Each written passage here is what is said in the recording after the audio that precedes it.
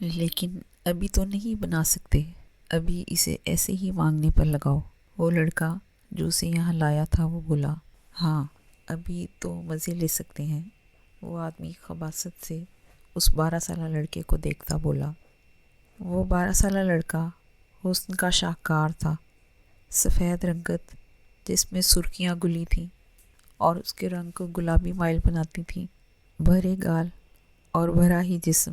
وہ گولو مولو سا بچہ تھا، جو بھی دیکھتا ایک بار تو ماشاءاللہ ضرور کہتا تھا۔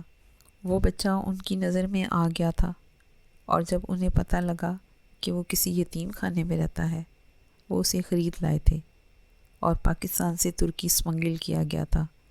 وہ پاکستان تھا جہاں یتیم خانے اور اولڈ ایج ہومز سب کے سب اپنے منافع کے لیے بیٹھے تھے، عوام سے ہمدردیاں اور ہزاروں لاکھوں کے فنڈز لے کر اپنے بچوں کو حرام کھلانے والے اور لوگوں کے سامنے یہ بتا کر بھرم مارنے والے کی خدمت خلق کر رہے ہیں۔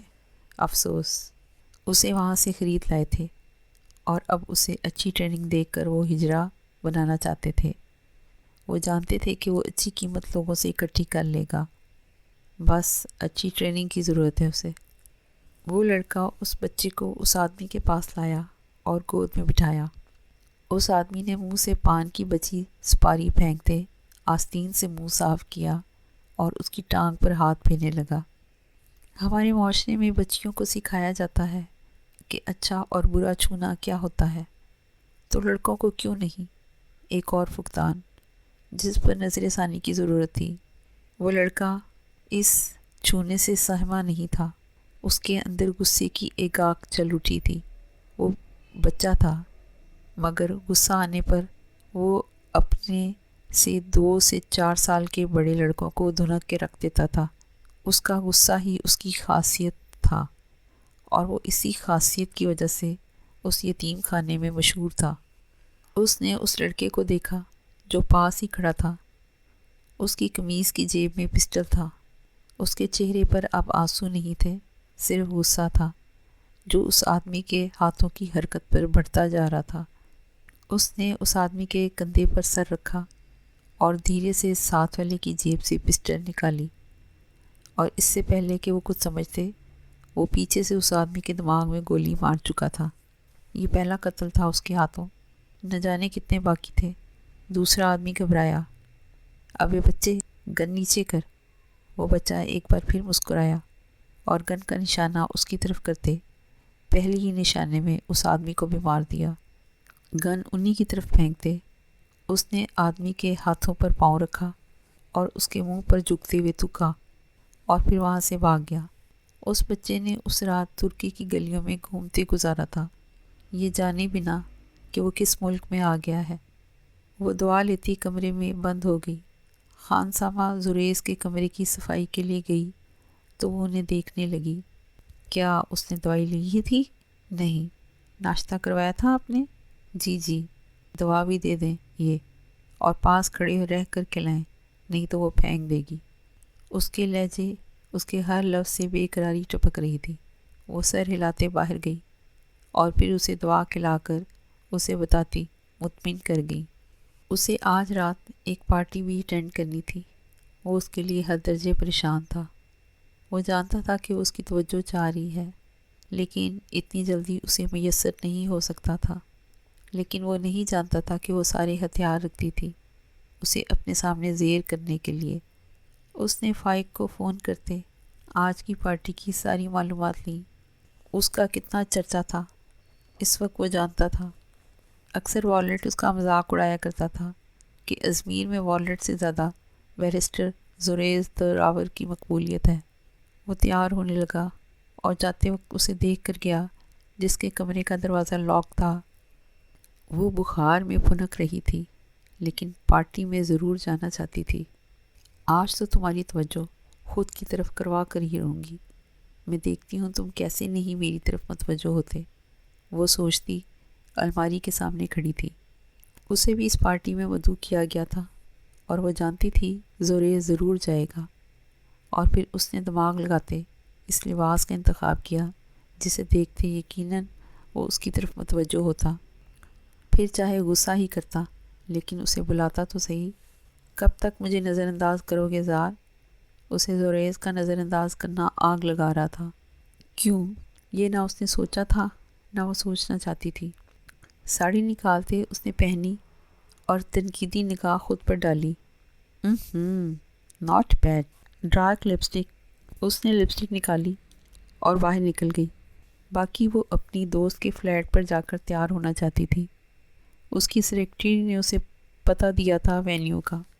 بیرسٹر زوریز دراور، ایسا کرنا ہمارے اصولوں کے خلاف ہے، اس شخص نے پیشانی سے پسینہ صاف کرتے کہا۔ میں تمہارے سستے اور 2 ٹکے کے اصولوں پر چلنے کا پابند نہیں، اس نے گھڑی پر وقت دیکھتے کہا، جیسے اب مزید کچھ بولنا وقت کا ضیاع ہوگا۔ وسیم صدیقی تنگ آ گیا تھا۔ نہ ایک طرف اس کی کزن ماہ کامل نے جواب دیا تھا اور نہ ہی وہ مان رہا تھا۔ سر، کسی نے وسیم صدیقی کے کان میں آ کر کچھ کہا جس سے اس کے چہرے پر شاطرانہ مسکراہٹ چھا گئی۔ میں چلتا ہوں، نہایت ضروری کام سے، اس معاملے پر جلد تفصیل سے بات ہوگی۔ مجھے نہیں لگتا۔ جو بات کرنی ہو میرا سیکرٹری موجود ہے، اور تمہارے ضروری کاموں سے زیادہ اہم میرا 1 منٹ ہے۔ ڈبل قیمت زوریز دراور۔ اس نے آخری پتا پھینکا اور ایک نظر دروازے کی طرف پھر سے دیکھا۔ 4 گنا رقم بھی بڑھا دو، تب بھی نہیں وسیم صدیقی۔ زوریز دراور، ایک بار نہ کی چیز کو ہاں میں نہیں بدلتا۔ ایکسکیوز می، وہ کہتا آگے بڑھ گیا۔ وسیم صدیقی نے مٹھیاں بھیجی۔ اس کی اکڑ ایک دن ضرور توڑوں گا۔ اور اس سے پہلے کہ وہ کچھ اور کہتا، اس سمیت سب کی نظریں دروازے کی طرف اٹھی اور پھر پلٹنا بھول گئی تھی۔ کالا آنچل زمین پر اس کے قدم چومتا آگے بڑھ رہا تھا۔ کالی شیفون کی ساڑی، ہائی ہیلز، ہیرے کی لونگ، بالوں کو کرلز ڈالے، سرخ و سفید مائل چہرہ، جسے میک اپ کی ضرورت تو نہ تھی، لیکن اس وقت smoky make up, nude lipstick سے مزین ہونٹ، وہ اس وقت پوری محفل کو اپنی طرف مائل کر چکی تھی۔ اس وقت سب کے لبوں پر ایک ہی شخصیت کا نام تھا اور وہ تھا ماہ کامل۔ سر، ایک ضروری بات بتانی ہے۔ Not now. اس نے فائق کو نظر انداز کیا تھا۔ اس وقت وہ والٹ سے وسیم صدیقی کے بارے میں ڈسکس کر رہا تھا۔ اس نے فون پر انگلیاں چلاتے کہا، وہ یہاں صرف سابق جج ثاقب نیاز کے کہنے پر آیا تھا۔ سر، یہ بات جاننا آپ کے لیے بہت ضروری ہے۔ فائق اپنی بات پوری کرتا کہ اس کا فون پھر سے گونج اٹھا، جسے کان سے لگاتا وہ سائٹ پر ہٹ گیا۔ مس ماں، کیسی ہیں آپ؟ ماہ کامل نے، اس نے اپنے ہاتھ کا کلچ اپنی سیکرٹری کو پکڑاتے اس کی تصحیح کی۔ جی جی وہی، صدیقی نے مسکراتے ہوئے کہا۔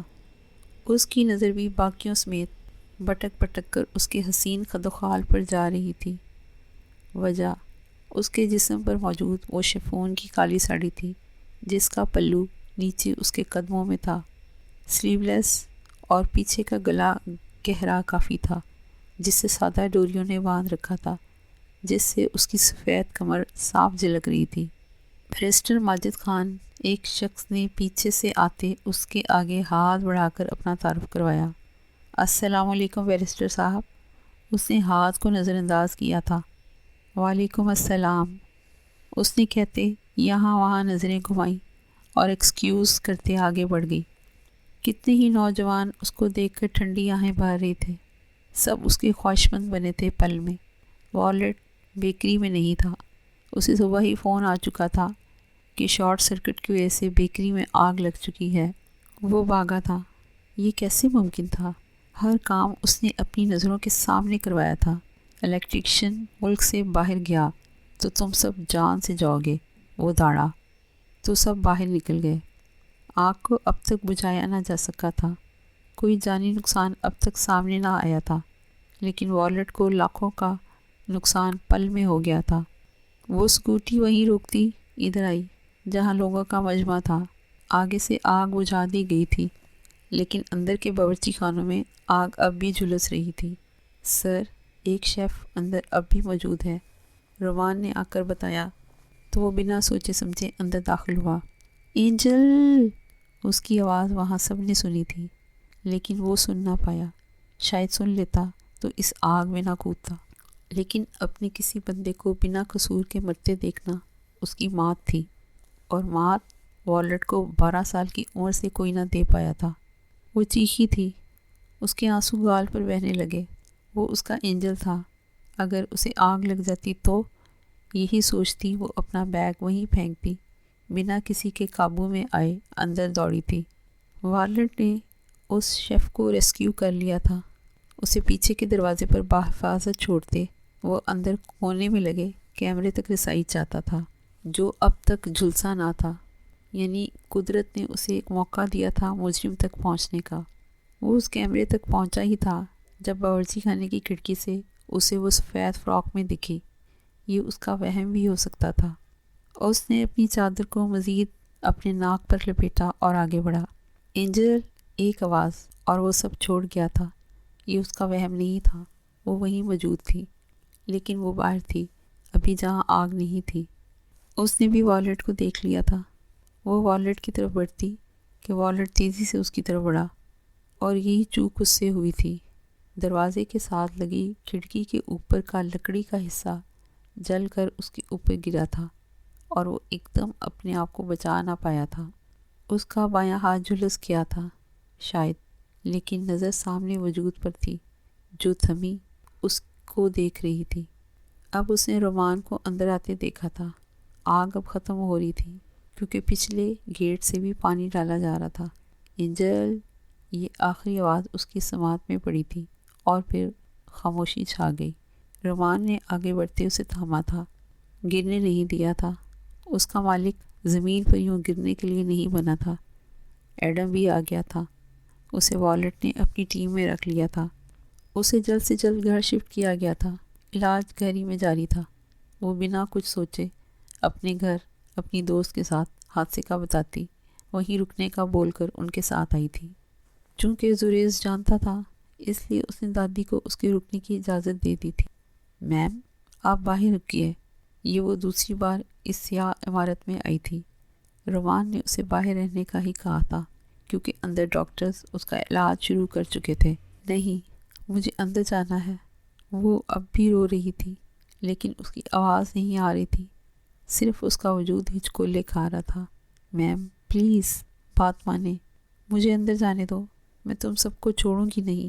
وہ ان سے چھوٹی تھی بہت، لیکن ان پر چیخ رہی تھی۔ سب نے رستہ چھوڑ دیا۔ ڈر اس کا نہیں، اندر موجود شخص کا تھا، جس کو اگر بعد میں وہ بتاتی تو وہ انہیں چھوڑتا نہ۔ رومان دروازے سے ہٹا تو وہ اندر داخل ہو گئی اور وہیں تھم گئی۔ اس کے بازو پر بڑے بڑے آپلوں کو صاف کیا جا رہا تھا۔ والٹ ہوش میں تھا یا نہیں وہ اندازہ نہ لگا پائی، کیونکہ اس کی آنکھیں بند تھیں، لیکن اس کے بھیجے ہوئے ہونٹ اس کی تکلیف کا پتہ بتا رہے تھے۔ ڈاکٹر کا اس کے ہاتھ سے ایسا سلوک کرتے دیکھ وہ رو پڑی۔ تم؟ اس کی آواز حلق میں پھنسی گئی۔ آج زندگی میں پہلی بار عوائزہ رحمان پر سکتہ طاری ہوا تھا۔ اس کا جان سے عزیز اینجل، جس کے ساتھ کیا رشتہ تھا وہ خود نہیں جانتی تھی، اس کی تکلیف پر وہ تڑپ رہی تھی۔ تم؟ آواز گم۔ آرام سے کرو، تم اسے تکلیف دے رہے ہو، وہ چیخی تو ڈاکٹرز کے ساتھ اس نے بھی آنکھیں کھولیں۔ میم، آپ باہر جائیں، ڈاکٹر نے کہا تو والٹ نے آنکھیں بند کر لیں۔ شاید وہ اس لڑکی کی تڑپ خود کے لیے دیکھنا چاہتا تھا۔ تم نوکری سے جاؤ گے، خاموشی سے اپنا کام کرو۔ وہ سب پر روب جھاڑ رہی تھی۔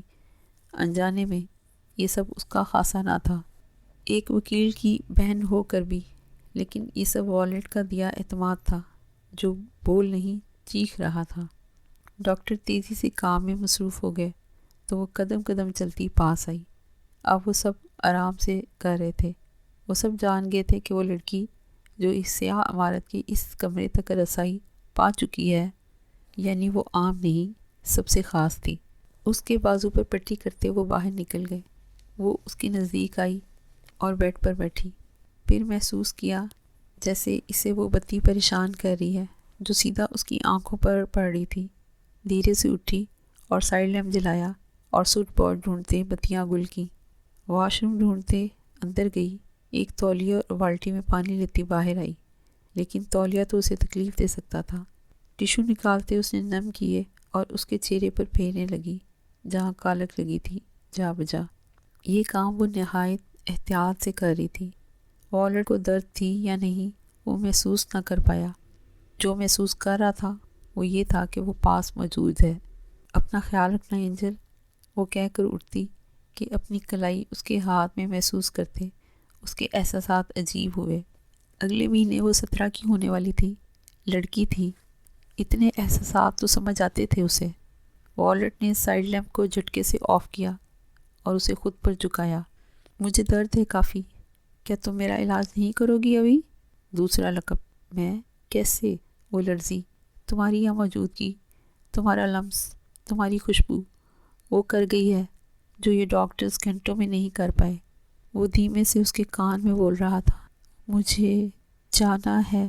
وہ اس سے دور ہونا چاہتی تھی، اس احساس سے پہلی بار روشناس ہوئی تھی، اس لیے سہم رہی تھی۔ تم اندر کیوں آئی؟ اپنی کلائی پر گرفت سخت محسوس کرتے اس کی آنکھیں نم ہوئی۔ چھوڑو، اندر کیوں گئی؟ اگر تمہیں نقصان پہنچتا نا الیور، تو وہ باخدا میں تمہیں مزید سزا دیتا۔ وہ اس کی آواز سے ہی اس کی وحشت کو محسوس کر سکتی تھی۔ میں تمہارے لیے اینجل، کیوں؟ میرے لیے کیوں؟ کیونکہ ہاں، جواب دو، والٹ نے اسے اکسایا۔ کیونکہ تم میرے دوست ہو، اور لڑکا لڑکی کبھی دوست نہیں ہوتے۔ کوئی اور وجہ بتاؤ، مجھے مطمئن کرو۔ اے سی آہستہ کرو، مجھے سردی۔ میرے لیے تم اندر کیوں گئی تھی ابھی؟ ایک اور جملہ جو اس کے دل کو پگھلا گیا تھا۔ تمہارے لیے اینجل، وہی جواب۔ کیوں؟ میرے لیے کیوں؟ کیونکہ تم میرے ہو، وہ بالآخر کہہ گئی تھی۔ اچھا، کس حق سے؟ وہ والٹ نہیں تھا آج، وہ ایمر تھا، ایک عام انسان، ابھی کا ایمر۔ بس تم میرے ہو، تمہیں چوٹ لگ جاتی تو؟ اور چھوڑو، مجھے درد ہو رہا ہے۔ وہ جھٹکے سے اس سے دور ہوئی اور لیمپ جلایا۔ والٹ نے سخت نگاہوں سے اسے گھورا تھا، وہ سارا تسلسل برباد کر گئی تھی۔ اٹھو، نکلو، جاؤ یہاں سے، وہ دھیمے مگر سنجیدہ لہجے میں بولا۔ تم دعا لو اینجل، تم نکلو یہاں سے۔ وہ آنکھیں موند کر گیا۔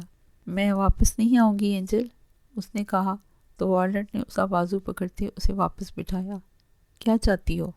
لیکن وہ سوں سوں کرنے میں مصروف تھی۔ درد ہو رہا ہے مجھے الیور۔ اس کے کہنے کی دیر تھی کہ وہ فوراً اس کی طرف متوجہ ہوئی۔ والٹ کی مسکراتی آنکھیں دیکھ کر وہ اسے گھورنے لگی۔ تم جاؤ بھی، میں کسی حق کے بغیر حق جتا کر گناہ گار نہیں بننا چاہتا، وہ معنی خیزی سے کہتا۔ اس کی کانپتی تھوڑی سے اوپر اس کے سرخ ہوتے ہونٹوں کو دیکھتا کہہ رہا تھا۔ ایوائزا نے ہونٹ کاٹے۔ وہ بات کا مطلب نہ جانے سمجھی تھی یا نہیں، لیکن اٹھ کھڑی ہوئی۔ اسکارف کہاں ہے تمہارا؟ والٹ نے اسے باہر جاتے دیکھ کر کہا تو وہ رکی۔ تمہیں فرق نہیں پڑنا چاہیے، وہ بھی نہ مڑے بولی۔ مجھے فرق پڑے یا نہ پڑے، تم ایسے باہر گئی تو مجھ سے برا کوئی نہیں ہوگا، وہ گرایا۔ اپنا خیال رکھنا اینجل۔ وہ باہر نکل گئی۔ وہ جو کال کاٹتا وہاں سے ہٹا تھا۔ سامنے کا منظر دیکھ کر اس کی آنکھوں سے شرارے نکلے۔ اس کی آنکھیں شدت ضبط سے سرخ پڑ گئیں۔ فائق، فائق، اس نے کچھ دور کھڑے فائق کو آواز دی۔ جی سر، اس نے سامنے دیکھتے کہا تو فائق نے بھی اسی سمت دیکھا۔ سر، میں یہی آپ کو بتانے والا تھا، لیکن بکواس نہیں، اس غلطی کا جواب میں تم سے کچھ لمحے بعد لوں گا۔ فی الحال 5 منٹ بعد یہاں کی تمام بتیاں گل ہونی چاہیے۔ کیوں اور کیسے یہ سب تم جانتے ہو۔ گو ناؤ، اس نے چیختے ہوئے کہا۔ اس کا بس چلتا تو اس وقت دنیا کو آگ لگا دیتا اور ان سب کی آنکھیں نوچ لیتا جن کی نظریں اس پر تھیں۔ اس کے ساتھ وہ کیا کرتا یہ تو کچھ لمحے بعد پتہ چل جاتا۔ کیا وہ اس دعوت میں موجود ہے؟ اس نے دھیمی آواز میں پوچھا۔ جی میم، کچھ دیر پہلے ہی آئے ہیں۔ Okay then. اس کے چہرے پر مسکراہٹ چھا گئی۔ آخر اس شخص کو تڑپانے کے لیے اس نے یہ سب کیا تھا۔ اس نے کندھے سے ساڑی ٹھیک کی کہ پہن تو لی تھی، لیکن سنبھالنا اب اسے عذاب لگ رہا تھا۔ Opus, sorry. وہ مڑی تو ایک وجود اسے ٹکرایا۔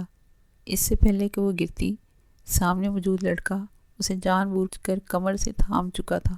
دور کھڑی یہ منظر دیکھتی 2 آنکھوں سے یہ برداشت نہ ہوا۔ اس نے قدم آگے بڑھائے۔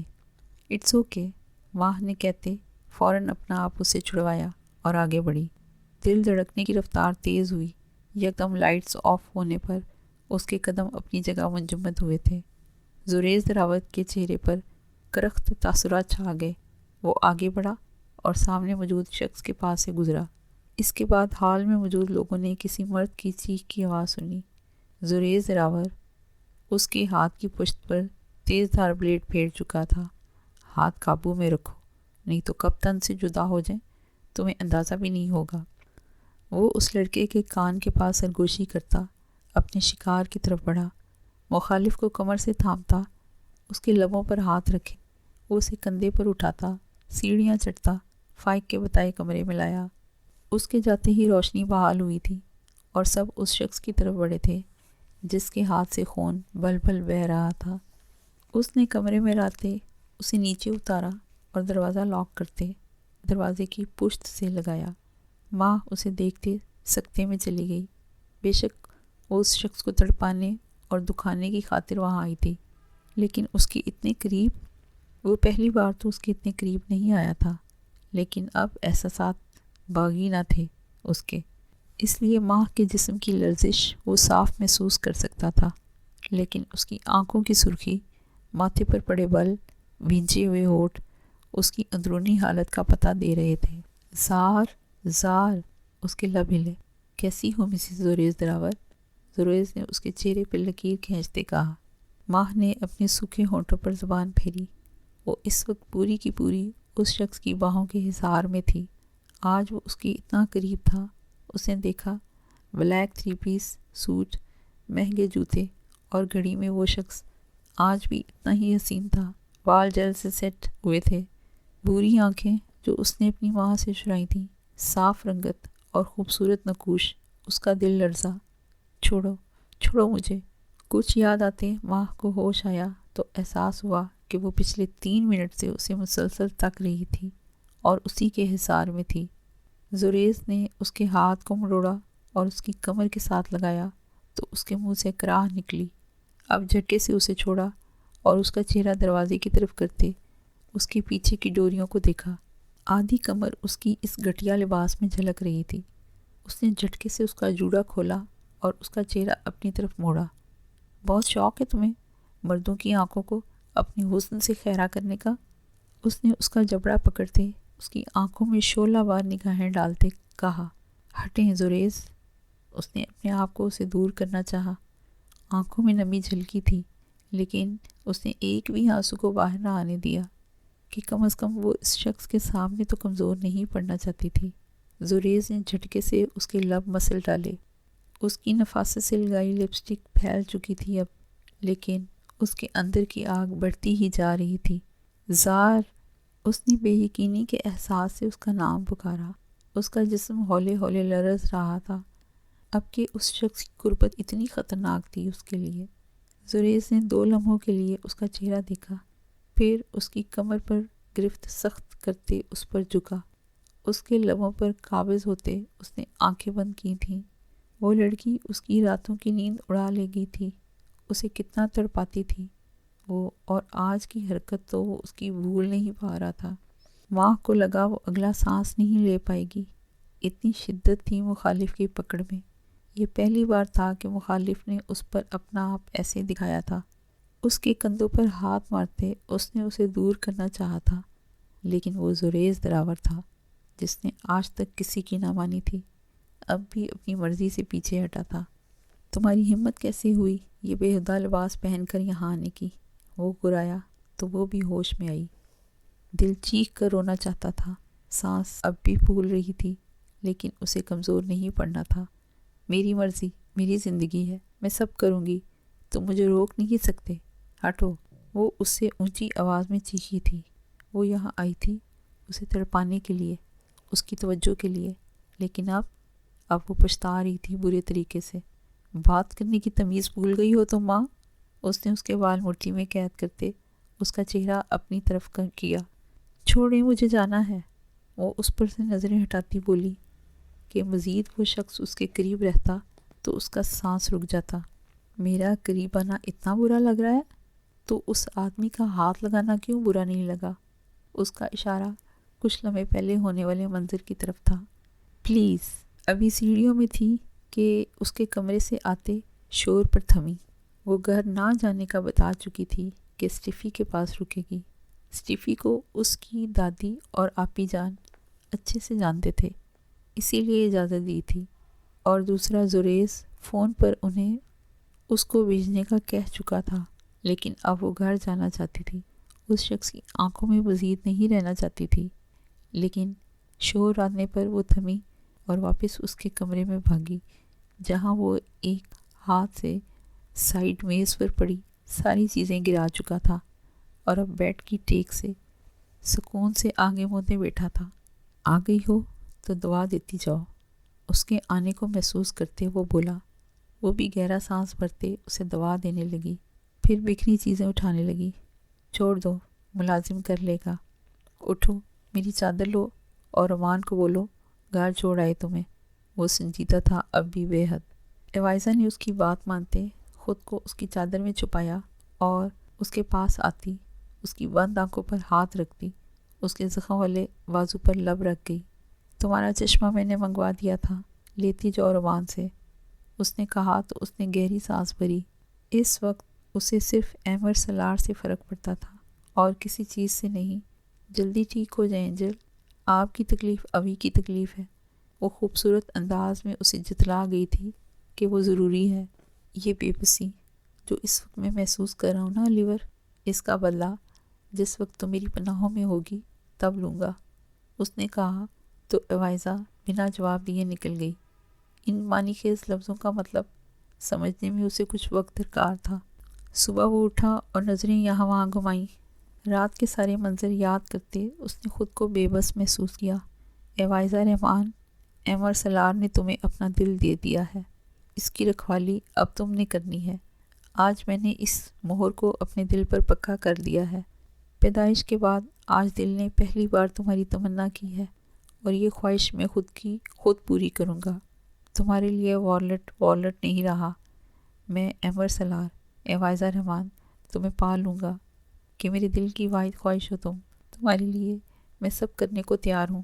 میں پورے ترکی کے سامنے جھک جاؤں گا تمہیں پانے کے لیے۔ یہ محبت ہے، ابھی اسے عشق میں تم بدلو گی۔ اب بس یہ دشت دل ہجر برداشت نہیں کر پائے گا۔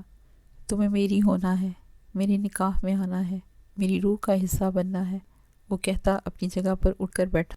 اتنا کمزور نہیں تھا کہ یہ ذرا سی چوٹ اسے کچھ کہتی، لیکن وہ اس کے سامنے صرف اس کی چند پلوں کی توجہ کی وجہ سے نازک بن گیا تھا۔ فون اٹھاتے اس نے رومان کی 40 مسڈ کالز دیکھی تھیں۔ یہ پہلی بار تھا کہ وہ سکون کی خاطر اور اس کے ساتھ پلوں کی خاطر اپنا فون بند کر گیا تھا۔ اس نے تیزی سے رومان کا نمبر ملایا۔ بولو سر، وہ کافی ڈرا ہوا تھا۔ جلدی بولو رومان۔ آج پہلی بار اس کا لہجہ نرم تھا، شاید اس ہستی کا اثر اب تک تھا۔ سر، مس ایوائزا رات سے لاپتہ ہیں۔ اور وہ اپنی جگہ سے اٹھ کھڑا ہوا۔ فون تو زریز کے نمبر سے بھی کافی آئے تھے۔ صبح صبح بکواس کرنی ضروری ہے؟ تمہیں لگتا ہے تمہارا میرا رشتہ مذاق کرنے کا ہے؟ میں سچ کہہ رہا ہوں، رات انہیں میں نے چھوڑ دیا تھا، وہ میرے سامنے گھر کے اندر گئی تھیں، لیکن اس کے بعد سے وہ لاپتہ ہیں۔ ان کی دادی انہیں ڈھونڈ رہی ہیں۔ زریز سر بھی کافی پریشان ہے، آپ سے رابطہ کرنا چاہ رہے تھے، جو نہیں ہوا۔ ربان، اگر ایسا کچھ ہوا تو میں آگ لگا دوں گا، تمہیں بھی اور اس دنیا کو بھی۔ وہ دوڑا اور پھر تیزی سے باہر نکلا۔ زریز کا نمبر ملایا۔ ایمر، وہ تمہارے گھر سے گئی تھی، تم حفاظت نہیں کر پائے۔ اگلے 5 گھنٹوں میں ملی نہ تو بھول جانا اسے۔ وہ چیخ رہا تھا، اسے خود بھی ڈھونڈ رہا تھا۔ اس کی گاڑیاں تیزی سے باہر نکلی تھیں۔ آج 30 سالہ زندگی میں وارلٹ دا گریٹ بیسٹ سلور زدہ کپڑوں میں بنا بال بنائے باہر نکل گیا تھا۔ وہ سب اس کی حالت دیکھ رہے تھے۔ ہا ہا ہا ہا، کیا مال ہے، ایسے ہی نہیں وہ اس کمسن کلی پر مرتا۔ وہ خباثت سے اس کے جسم کو اپنی غلیظ نگاہوں سے تکتا بولا، خاکوانی، کیا یہ صحیح ہے؟ کیا اسے فرق پڑے گا اس چھوٹی سی لڑکی سے؟ کیا تم نہیں جانتے کہ یہ ساری عمارت میں پائی گئی ہے؟ وارلٹ کی 30 سالہ زندگی میں کسی عورت کو اس کے کمرے تک رسائی حاصل نہ ہو سکی، اور یہ پائی گئی ہے وہاں۔ اس بات کا مطلب سمجھتے ہو؟ خاکوانی نے شراب کا گھونٹ گلے سے اتارتے کہا۔ واہ، اچھی ریسرچ ہے، یعنی یہ لڑکی واقعی اس کے لیے خاص ہے، لیکن ہو سکتا ہے یہ صرف وقت گزاری کا ذریعہ ہو۔ اس کے دوست نے اسے سمجھانا چاہا، شاید وہ اسے نامحسوس انداز میں روکنا چاہتا تھا۔ والٹ کو کون نہیں جانتا تھا ترکی میں؟ وقت گزاری اس نے 30 سالوں میں نہیں کی، اور آج اس چھوٹی سی لڑکی کے ساتھ ہی اسے وقت گزاری کرنی تھی۔ ملازمہ کے بتانے کے مطابق یہ وہ لڑکی ہے جس کا جھوٹا تک والٹ کھا جاتا ہے۔ اس نے بتایا، وہاں موجود لوگوں کی حیرانگی بنتی تھی۔ وہ جانتے تھے والٹ ایک بار کا پہنا کپڑا اور چمچ بھی باہر کا استعمال نہیں کرتا تھا۔ کجا کہ جھوٹا؟ اب یہ میرے پاس ہے، میں اسے ادھیڑ کر اس کے پاس چھوڑ آؤں گا۔ میں اسے بکھر کر گرتا دیکھنا چاہتا ہوں۔ واپس کر دو گے؟ میں کہتا ہوں مار دینا۔ ہاں، لیکن ابھی نہیں۔ اس نے میرے اڈے اڑا ڈالے تھے نا، سالے نے۔ میں اپنے سارے اڈے اسی سے بنواؤں گا دوبارہ، اور مہرہ بنے گی یہ لڑکی۔ اچھا کھیل ہے، لیکن میں ابھی فرانس جا رہا ہوں اپنی میٹنگ کے لیے، اس کے دوست نے کہا۔ وہ والٹ سے بھیڑنے کی غلطی نہیں کر سکتا تھا۔ ارے جاؤ جاؤ، میں اکیلا کافی ہوں، خاکوانی نے کہا تو وہ چلا گیا۔ ڈرپوک سالہ۔ پھر عوائزہ کو دیکھتا اس کی طرف آیا۔ بہت دنوں سے وہ اس پر نظر رکھے ہوئے تھا، جب سے اس ملازمہ نے جو والٹ کے گھر ابھی نئی تعینات ہوئی تھی اسے بتایا تھا۔ ویسے تو اس کے مالک بھی اس کے وفادار تھے، لیکن یہ نئی بھرتی کی گئی تھی وہاں۔ اس کا کام گھر کے اندر نہیں، باہر گاڑیاں دھونا تھا، کیونکہ سیاہ عمارت کے اندر آنے کی اجازت صرف مخصوص ملازموں کو تھی۔ اس نے عوائزہ کے وہاں پہلی بار آنے کا بتایا تھا تو خاکوانی نے بھروسہ نہیں کیا تھا، لیکن اس نے ساری بات بتائی تھی کہ کیسے سارے ملازم اس لڑکی پر حیران تھے جو اس کے مالک کو چیخ چیخ کر اینجل کہہ رہی تھی، اور پھر اس کا اس گھر میں جانا، اس کے کمرے تک رسائی پانا، اس کی گاڑیوں میں ساتھ سفر کرنا، سب اسے بتاتی گئی تھی۔ کل رومان کے چھوڑنے کر آنے پر اس نے اس کے گھر کے اندر گھس کر اسے اٹھوایا تھا، کئی دن کی پلاننگ رنگ لائی تھی۔ تو تم ہو وہ ہیرا چمکتا ہوا، لیکن تیری قیمت اور گر جائے گی۔ خاکوانی اس کے پاس آیا اور اس کے کندھے سے اس کی فراق کو چاک کرتا وہاں جھکا۔ اپنے دانت رکھتا وہ اس کو زخم دے گیا۔ وہ بے ہوشی کی حالت میں بھی تڑپی تھی اس لمس پر، اور پھر اس کا وجود ساکت ہوا۔ اس نے تصویر اتاری اور اس نمبر پر بھیج دی۔ ازمیر کی اصل خوبصورتی پر تو زخم بھی کافی بھلا لگ رہا ہے، نہیں؟ یہ کیپشن کیسا رہے گا؟ اس نے اس تصویر کے ساتھ لکھ کر بھیج دیا۔ وہ جو پاگلوں کی طرح اسے ڈھونڈ رہا تھا اس کے گھر گیا۔ اندر نہیں جانا چاہتا تھا، لیکن اب کہ سب کر گیا تھا۔